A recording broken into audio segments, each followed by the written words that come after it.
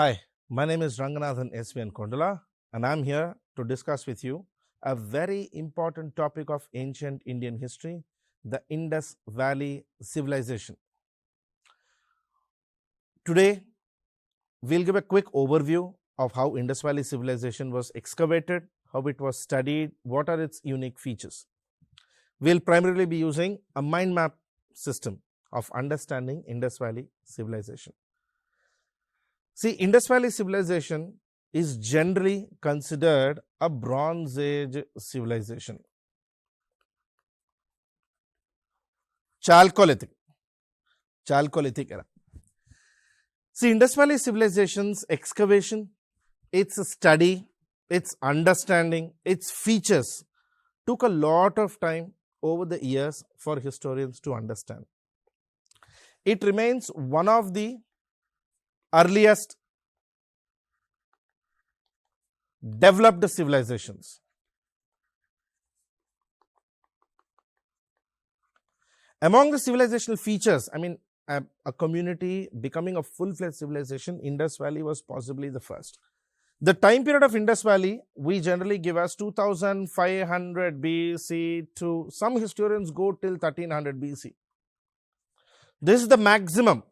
See, remember, since we are dealing with ancient India, the specific years in ancient India, particularly for the ancient periods of Indus Valley or prehistory or proto-historic period, may vary from historian to historian. That is why this period is also generally called proto-history. The reason why we call this as proto-history is, during this period, we have a lot of sources to read, sources to understand, but at the same time, we do not have exact clarity on what it is. Because the literature, the sources of history we are not able to read them, we are not able to deduce or decipher them. At this point, whatever I am saying is essentially historians' understanding and historians' estimation of different Indus Valley features. Now, Indus Valley civilization was discovered by Dr. Daya Ram Sahani. He is credited to be the guy who discovered Indus Valley civilization back in the 1921. In 1921, he discovered a site called Harappa. Then in 1922, Rakhaldas Banerjee excavated a site called Mohenjo-daro. The word Mohenjo-daro literally means mound of the dead. Mound of the dead basically means like an artificial mountain of skeletons. When Mohenjo-daro was excavated, there were a series of skeletons which were found in this period, in this region. That's why we called it Mohenjo-daro. Now remember, the terminology that we give, Harappa, Mohenjo-daro, is simply our terminology, the terminology which we consider to be Harappa and Mohenjo-daro. We are not sure if Indus people themselves called it Indus Valley civilization. So overall, from 2500 BC to approximately 1300 BC. And we break down Indus Valley into three periods. Three periods of Indus Valley civilization. Or three phases. The early phase, the mature phase, and the later phase. Now remember, all the sites that you actually study in your textbook, Mohenjo-daro, Harappa, Rakhi-gari, Chanhu-daro, Kovdiji, most of these come from the middle phase. The early phase shows some features of Indus Valley civilization. The later phase show a declined sequence of Indus Valley civilization. Majority of the core features are only observed in the mature phase. Now, that's why the chronology of Indus Valley civilization is given there. 3500 BC to 2600 BC. 3500 BC to 2600 BC, that is the early phase. 2600 BC to 1900 BC, we generally call this middle phase or mature phase. This is where most of the Indus Valley features come from. And then comes the late phase, 1900 BC to approximately 1300 BC. This is where we see a sort of decline in Indus Valley's features. Okay. Now, at the same time, there is one more significant challenge with Indus Valley civilization. What can it be called? Terminology. Total 1450 plus sites. Majority of them based around Indus River. That's the main reason why we call this Indus Valley civilization. But at the same time, this also happens to be around the ancient Saraswati River. The ancient Saraswati River. That is why some historians call it Saraswati civilization. Like for example, Sir John Marshall. John Marshall called it Saraswati civilization. The Saraswati civilization because most of the civilization, most of the area tends to be falling around the Saraswati river system. And modern historians like Romila Thapar, R.S. Sharma even call it 𝗂𝗽𝗱𝗁 civilization because Indus Valley settlements majority in India today fall around the 𝗂𝗽 river, the 𝗂𝗂𝗁 river. Now if you see in terms of the extent of the civilization, totally 13 lakh square kilometers, approximately 1450 settlements. In the north, Indus Valley's extent goes till Manda in Jammu and Kashmir. In the south, it goes until Daimabad, Maharashtra. In the east, it goes till Alamgirpur near Meerut in UP. And in the west, till Sukta Gendor of Balochistan. Now, there is one interesting aspect or one interesting information that you need to know. The outermost settlement of Indus Valley seems to be 𝗧𝗏𝗃. 𝗧𝗏𝗃 comes almost in the North Afghanistan region. Most probably, recent historians have called 𝗧𝗏𝗃 an outer trade post rather than a settlement. 𝗧𝗏𝗃 was termed as an outer trade post rather than a settlement. In terms of total area, 13 lakh square kilometers or 3.2 million square kilometers. And Indus Valley civilization, as I said, is considered Indus Valley because most of the settlements falls around the Indus River Valley. Indus River Valley's key river has been Saraswati River. So that's why some of them have ended up calling it Saraswati civilization and few others have called it 𝗂𝗃𝗁 because this river goes like this as 𝗂𝗃 River. 𝗂𝗃 River is one of the feeders of the Ganga Yamuna river system. The river is completely, the settlement is completely named after Indus Valley river system. Okay. Unique feature, its urbanization. Indus Valley has very good urban planning. Indus Valley seems to have had perfect urban planning system. Now, in terms of town planning, most important features of Indus Valley are its town planning. One special thing about Indus Valley towns is most of the towns are, at least majority of them are divided into two-part settlements. Two-part settlements. In the west, they have a high mound. In the east, they have a low, flat surface. And in general, people enter from the east, go to the west. Now, this classification or this division of a city or a settlement into western high mound and eastern low flat farm has generally been observed as a feature of the rulers and the ruled. Ruled being the common people, rulers being the ruling class. Now, this also is very clear because in the western high mound, most of the settlements are very clean, very flat, very fine finished. Whereas in the east, the settlements are generally rough finished, very rough finished. And in Indus Valley, this part, always remember, majority of the construction material or material used for construction is baked bricks. Indus Valley people have used baked bricks. Very rarely they've used stone in Gujarat section. Very rarely they've used stone in Gujarat section. Baked bricks or kiln, KILN, kiln burned bricks. And when we see housing in Indus Valley civilization, majority of the housing is a pattern which is followed even today in the rural settlements of India. Like for example, a house with a central open courtyard in the open, rooms on the sides, staircases, first floor, roof of the first floor being supported by wooden beams. Now this is a pattern that you see even today in any rural house you go. Any rural house you go, you will see this. Single and multi-room housing is observed. Every house had its own well, water well, and also completely tiled flooring and tiled housing. The housing pattern has single and multi-room housing, central open courtyard, rooms on the four sides, stairs, and this is also a commonality which we observe today.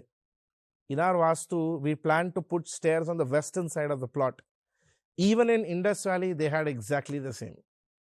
There's been a mains question where they say modern architectural features deliver a lot of features or copy a lot of features from Indus Valley civilization. This should be actually your answer. So houses have single room, multi-room. Every house had its own water well, so they were self-sufficient. No two houses had a same common wall. Houses were always divided by at least 5 to 10 feet worth of land in between them, generally called the no man's land. Generally observed as the no man's land. Tiled flooring was observed. Flat terrace was observed in Indus Valley civilization. See, we have this patio roofs like this. This is called patio. This is not observed in Indus Valley civilization. Instead, they have flat roof housing. Flat. Okay. Some of the houses were too big, some were too small, and one common feature in Indus Valley civilization which we observe even today in modern constructions is row housing or sequential housing. Row housing or sequential housing. Very rarely, but definitely we've seen two-storied houses, houses with two floors, first floor and second floor, and there has also been examples of bathrooms or toilets in the first and second floor. So Indus Valley people also knew about plumbing and hygiene and sanitation. Bath areas were always layered with baked bricks and sealed with gypsum.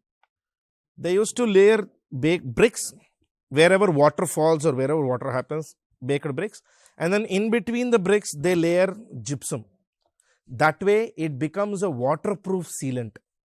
This is a pattern which you observe much later into medieval Indian history also. Even in medieval constructions we used to do gypsum. Uske baad we started doing, after that we started doing lead ceiling. If you go to any temples in South India, you will actually see temple flooring having lead layered in between them, molten lead. A copy from the gypsum layering of Indus Valley civilization. And as I said, there were toilets on the first floor. The toilets were even connected to the common drain canal using terracotta pipes. Terracotta means baked clay. They used to use baked clay pipes. Now this is a pattern observed again much later into even modern Indian history. Even modern constructions just about 30-40 years back also buildings used to have baked clay water pipes from Indus Valley civilization. There is also a series of public structures like bath, probably like a layered stepped water tank which we observe in Mohenjo-daro, and granaries. Granaries were essentially large storehouses where grains were stored, most probably for essential supplies when needed. There's one more pattern. If you see roads and drainage of Indus Valley civilization, Indus Valley entire settlement was grid pattern. Grid pattern is basically where roads actually cut into each other at 90-degree angle, exactly 90 degrees. No 60-degree, no turnings. Perfect grid planning. Also, the cities were layered in parts. So there used to be one full block, then a 90-degree road structure, one more block, 90-degree road structure, and each block has same type of housing. One room, one attached bathroom, two rooms, one attached bathroom, this model. So basically this was a very well planned, well established living system. And when we see the drainage, the drain canals were channels, 3 feet deep channels on the sides of the road or sometimes under the road. All houses were connected to these drain canals, and these were completely covered with slabs, either stone slabs or baked brick layering. Pretty much every house had a drain canal. That indicates the importance Indus Valley people gave to hygiene and health, the drain canal system. Now, this is the best example I'll show you of a house pattern. See this. Central open courtyard, and you can see rooms on the sides, flat roof on the top, rooms on all the sides, staircases, and how the beams are supporting the upper roof. This is a pattern which we observe even today in modern housing. And in Indus Valley, 2 important words of caution.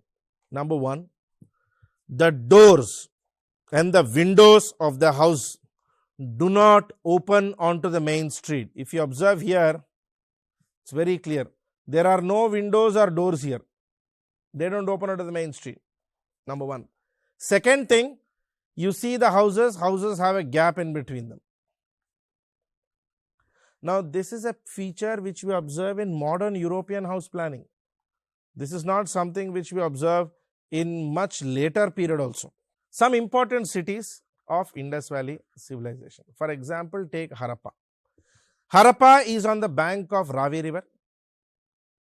It was the first excavated site by Dr. Dayaram Sahani. He was an archaeologist with ASI.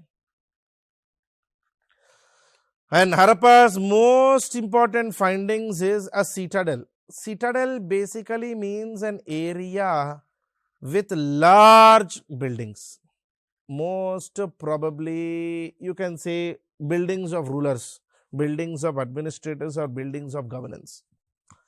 Great granary, a very big storehouse, approximately, even according to R.S. Sharma, about 884 square feet worth of size of granary. This is very similar to the modern day FCI godowns. You know how we have FCI godowns, Food Corporation of India godowns? Same logic. Most probably Indus Valley the grains used to be brought from other settlements. They used to store it in the grains, and whenever there were floods or whenever there was an emergency requirement, these grains used to be supplied to the people. Circular platforms for thrashing the grains were also observed. Now, this is common, which we observe even today in your villages. You will see this, a circular platform where paddy is actually beaten, paddy is thrashed. We also see 2-room barracks or 2-room housing, and plenty of bronze items were observed in Harappa. Plenty of bronze items, numerous of them were observed in Harappa. This is basically the granary example. If you see layered brick, and it also has air inlet channels here. You can see air inlet channels every now and then. The logic of these air inlet channels is to have enough amount of aeration so that the grains don't get ruined. When it comes to Mohenjo-daro, Mohenjo-daro is on the banks of Indus river. It was excavated by Rakhaldas Banerjee, 1922. As of now, Mohenjo-daro is considered the largest excavated Indus Valley site. Fact.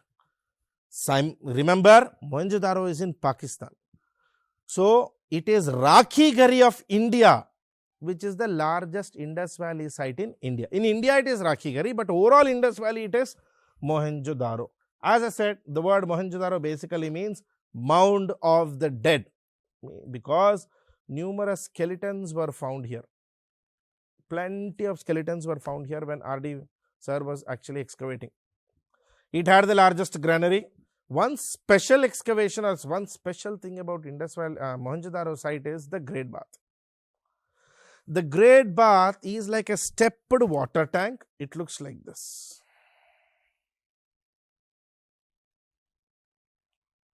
It's a stepped water tank, very similar to how you have stepped water tanks in the temples in South India today. It was layered with bricks, sealed with gypsum, with galleries on top. See, galleries are basically small rooms. These were small rooms on the top. Most probably it is because of galleries that people like Sir John Marshall and R.D. Banerjee said that this great bath might have been for some sort of ritual. That is, people might have been taking a dip in the great bath and go to gallery and do some ritual. Also, the bronze girl dancing statue, bronze dancing girl statue was also observed in Mohenjo-daro. Mohenjo-daro is also special for seals. Seals were little blocks, little 2-inch by 2-inch square blocks made of steatite or soapstone. Steatite or soapstone. They have an impression of unicorn. Pasupadi impression. Pasupadinath seal, most popular. It is basically a seal of a yogi sitting in the center with 4 animals on 4 sides. Bull, rhinoceros, buffalo, elephant with 2 antelopes near the legs. Unique Pasupadinath seal, which historians called even Proto-Shiva seal. And then the mother goddess seal. This is also something unique to Indus Valley civilization, particularly Mohenjo-daro. Now, this is what I was meaning by saying grid plan structures. You can see how the entire site is grid structure. This is the western high mount. This is the eastern low platform, Indus River. So, people enter from the east, they go to the west, and entirely it is perfectly grid planned structure. It looks perfect as an Indus Valley plan. Okay. This is an ideal example of Mohenjo-daro, and this one on top of high mount, the place which is there, this is what we call citadel. The area on top of the mountain, flat thing where everything is fine finished, that is what we call citadel. Okay. Example of great bath in Mohenjo-daro, stepped water tank. One of the important places in India is Lothal, a city which has been divided into 6 parts. Speciality of Lothal is an artificial dockyard. See, Lothal is actually not on the coast. It is slightly inside in Gujarat. But still, they built a little canal all the way from the sea coast till the settlement with an artificial dockyard of approximately 238 feet deep. Might be mainly for sea trade. See, Indus Valley people used to do extensive amount of trade with Mesopotamians. Plenty of trade with Mesopotamians. We see an observation here. Houses, building, entrance, everything. Unique if you see is they have direct into the main street. Now, if you observe some time ago, I told you that in general sense, Indus Valley settlements do not have doors or windows onto the main street. Some time ago I said this. Lothal, slight variation. We do see them directly into the main street. And most important findings, rice husk, dockyard, artificial dockyard, and a bead making industry. Beads are like artificial jewelry, a sort of bead making industry observed in IVC settlements, Indus Valley settlements, particularly Lothal. Lothal is currently in our consideration for UNESCO World Heritage Site. Hopefully, we will get it through. Kalibangan, another important site in Rajasthan. The word Kalibangan should basically bring to your mind bangle industry.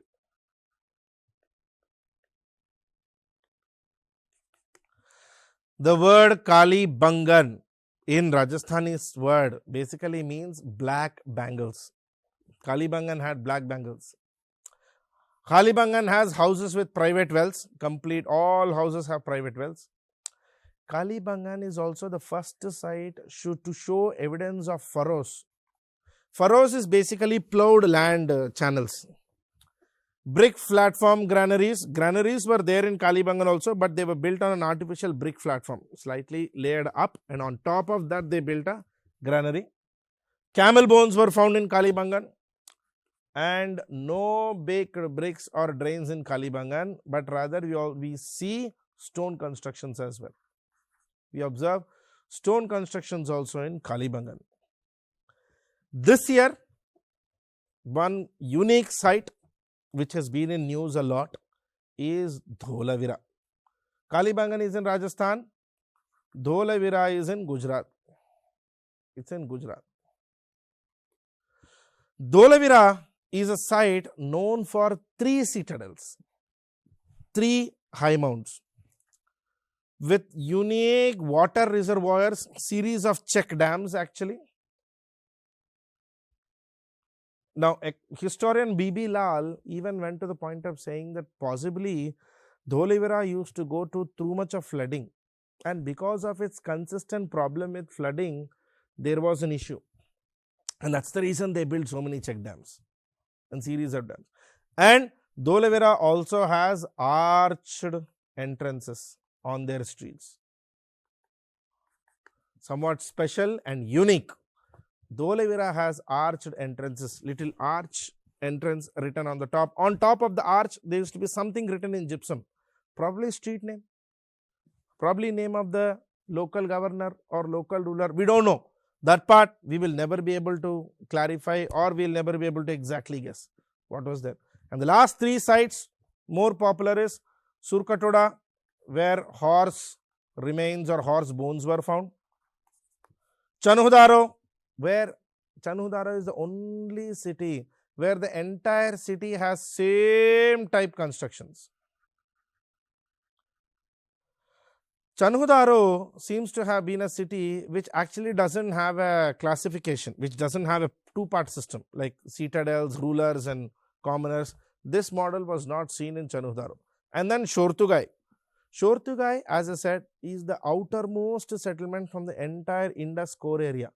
It is actually completely outside the Indus river system. Most probably it was a trade center or a trade post. Outermost trade post for the Indus Valley civilization. 𝗧𝗏, 𝗂𝗏, 𝗧𝗏. And remember, 𝗧𝗏, Lothal are the ones which are in India. Okay, 𝗧𝗏 and Lothal. And this horse bone remained a major controversy because when the horse bones were found, we were not sure if Indus Valley people actually knew about horse, and we are not sure even today, because other than the horse bones, there is absolutely zero reference in Indus Valley civilization for the animal horse, either in their terracotta toys, either in their seals or in their carvings.